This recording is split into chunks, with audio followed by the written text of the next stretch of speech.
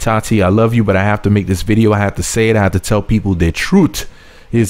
No, seriously, the truth. Tatiana Ritter from Black Ink Crew, New York, Black Ink Crew, Harlem, New York, is not telling y'all the truth about the alleged drug bust. Remember, she has this storyline on the show. It's like, oh, you know, her house was like raided by the police allegedly, or like she allegedly received some package, but she didn't know where it was coming from. It was some BS storyline, just a bunch of lies, a bunch of fraudulent information.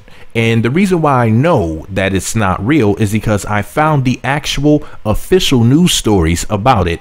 And I'm going to read to you some of the information, and I'm going to show you what is not there, what is missing from the story, which proves that what she's saying was just a storyline. Because everybody was like, wait a second.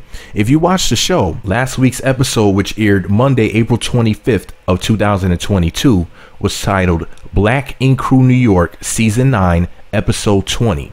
The title of the episode was Black Ink Milwaukee. So season 9, episode 20.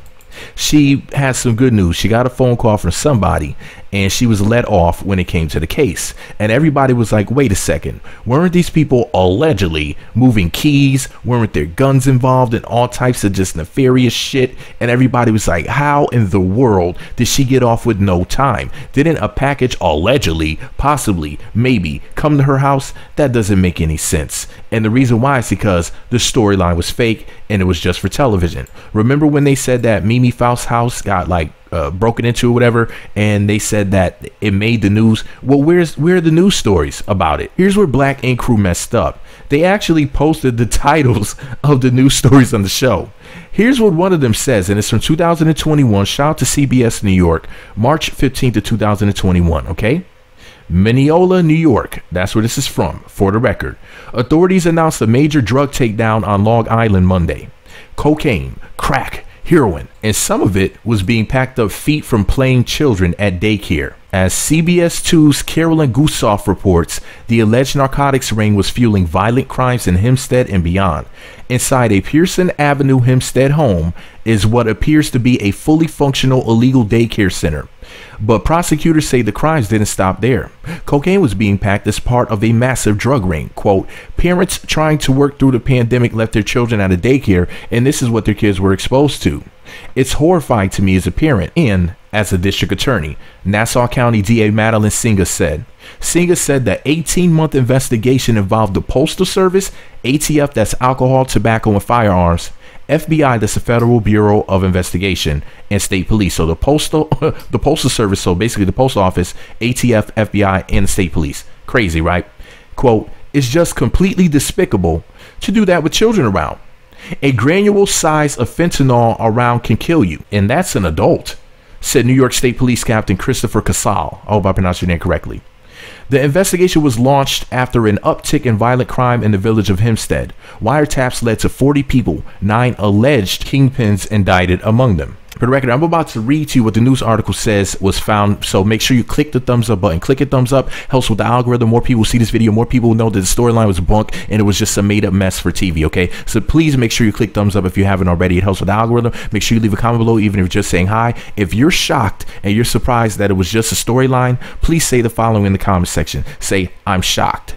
If you're not shocked that Tati had a fake storyline, say, fake storyline in the comment section. That'll let me know that you think what I think, that this is just some BS, and I'm going to get into that. But first, we got to finish with this story. We have to finish with the official story, and then I'm going to tell you what was missing and how I know that it had to be fake. Okay, the investigation was launched over an uptick in violent crime in the village of Hempstead.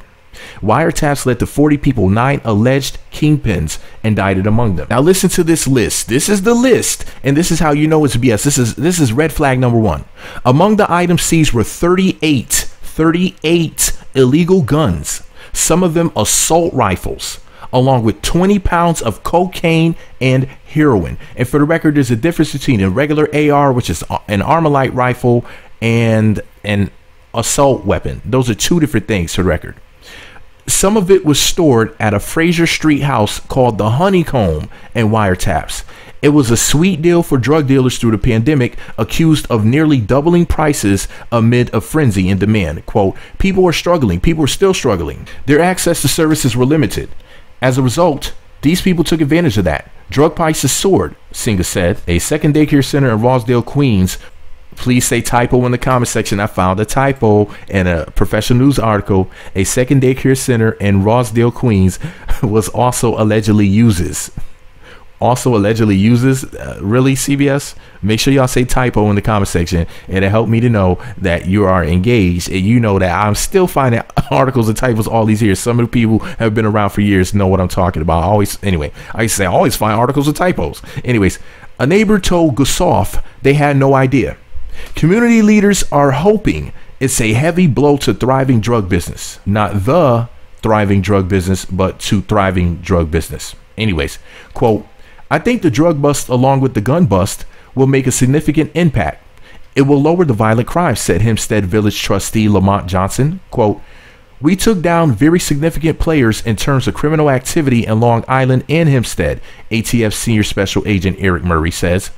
Prosecutors say the cocaine was at times cut with fentanyl. At a time, fatal overdoses are piling up 30%. In Nassau County, they say the drugs are connected to at least one fatal overdose, and they are investigating others. The drugs seized have a street value of almost $3 million. Now, I'm going to tell you something that's said in the other article I found, and this is the smoking gun. This is going to prove that Tati's storyline is fake. Listen to this. And this article is all the way from October 4th of 2017. So I think this is early on when it had first happened, right? Shout out to Bridget Murphy and Howard Schnapp, okay? SCHNAPP, okay? So they said a drug ring that trafficked Mexican cocaine and heroin from Arizona to New York City and used Long Island as a distribution hub for major dealers in 4 other states has been, quote, crushed, law enforcement officials said Wednesday. Nassau County District Attorney Madeline Singas, the same woman, said 17 people are facing drug-related charges for their roles in a criminal enterprise that netted between $50,000 and $75,000 a week and involved several members of the same family. And to fast forward a little bit into the story, they said investigators said they seized more than 12 pounds of cocaine in all, including 6.6 pounds after executing search warrants locally Tuesday. They also recovered 4 ounces of heroin, $190,000, 2 defaced guns. What in the world is a defaced gun? Somebody let me know in the comment section. Drug packaging equipment, kilogram presses, a wristwatch worth more than $100,000, and a Porsche, a BMW, and a Mercedes-Benz. Gonna fast forward into the story again. We're gonna skip ahead and we're gonna get to actual names because they named people. They said authorities said first cousins Lionel Balbrin, 41 of Rosedale, and Kervin Etienne, 37 of West Hempstead, and another unnamed relative founded the ring and stored the drugs at trap houses in Nassau and Queens before other organization members transported the narcotics so they could be sold. I'm going to fast forward again because now we're going to get into the names of everybody else listed. Now listen closely to what I'm about to tell you. Balbrin, or Bobrin, or however you pronounce this person's name, Beaubren, Bobrin, stands accused of operating as a major drug trafficker, a crime that carries a potential penalty of up to 25 years to life in prison. His attorney, Anthony Rotabali of Garden City South, said Wednesday that his client, that his client maintains his innocence and is, quote, despondent and surprised by the arrest, end quote. Yeah, are the feds just making this up? The lawyer added that he plans to challenge the validity of the warrant that authorized eavesdropping on his client's phone.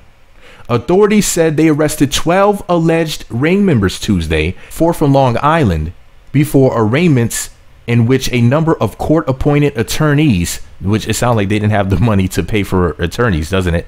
Court-appointed attorneys represented defendants as they entered not guilty pleas. Prosecutors said 4 more defendants already were behind bars and were awaiting arraignment, and that 1 suspect remains at large. Here's the names. Law enforcement officials identified the other alleged ring members as Jean-Luc Theodore, 35 of Valley Stream, Jackson Felipe, 42 of Far Rockaway, Mushir Reed, 34 of Brooklyn, Emmanuel Limit, or Limite or whatever, 38 of Rosedale, whatever. Ebony Johnson, 36 of Brooklyn. John Bobrin, 38 of West Hempstead. Naima Smith, 37 of Rosedale. Sandra Marcellus, 38 of Rosedale. Sully Botello, 33 of Central Islip. And Ashley Cumbo, 27 of Bellerose Terrace. And excuse me if I butchered anybody's name. Now, did you guys notice anything about these names? There's no Tati there. Tati's real name is Tatiana Ritter, R-I-T-T-E-R. There is no mugshot of her arrest. There is no mention of her in any news story that I could find, and I could find very few news stories. So shout out to Newsday, shout out to CBS, shout out to the few outlets. There's only a handful of outlets that actually spoke about this over the years, and that's the smoking red gun in the room. Tati's name is not mentioned because she wasn't arrested. That's why she has no mugshot. If she was spoken to at all, if she did allegedly have anything to do with this foolishness, or if her name was associated with, then allegedly, possibly, maybe she snitched. Who knows? Maybe she's the one person whose name wasn't mentioned because she was willing to talk. So it's either one or two things that I'm thinking. Either this shit is fake and it was just for TV, or she's allegedly, possibly, maybe a snitch. So what do you guys think? Please let me know in the comment section. This is going to let me know whether or not you think that Tati's story was a fake story, or whether or not you think that she snitched and that's how she got off. Because those are the only conclusions that I could come to, allegedly. So let me know what you think about it in the comment section.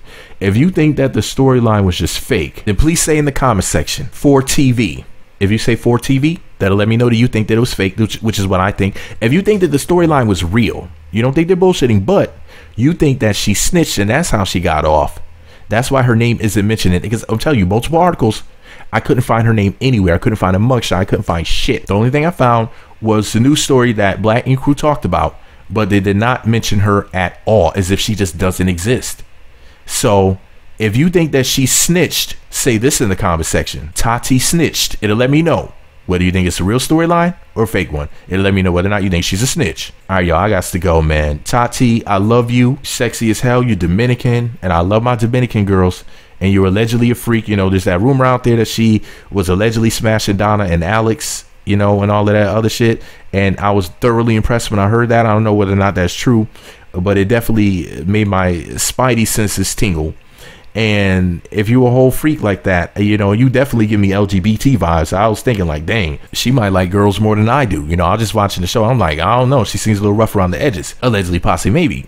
And, you know, and I like them girls that like girls. So I was thoroughly impressed by her. I was like, dang, I'm gonna have to slide up in her DMs. But why would you have a ridiculous storyline like this, Tati? And how the hell could Black Ink Crew allegedly get away with putting that BS up on the screen, allegedly saying that she was involved with this story that's an actual real story? But that doesn't mean that it's her story. That's somebody's story. But if her name were mentioned in any of these articles, even just for a brief second, then I could say, maybe it's true. But hey, remember when they said that Mimi Faust's house was like broken into or whatever, and they put that, you know, I think they tried to act like there was a 911 call and all that stuff, but none of that shit could be found anywhere. You literally can't find any video, any news stories, anything that was written, any video, nothing. You can find nothing about that. That's why I had said that Mimi's story was fake that one time.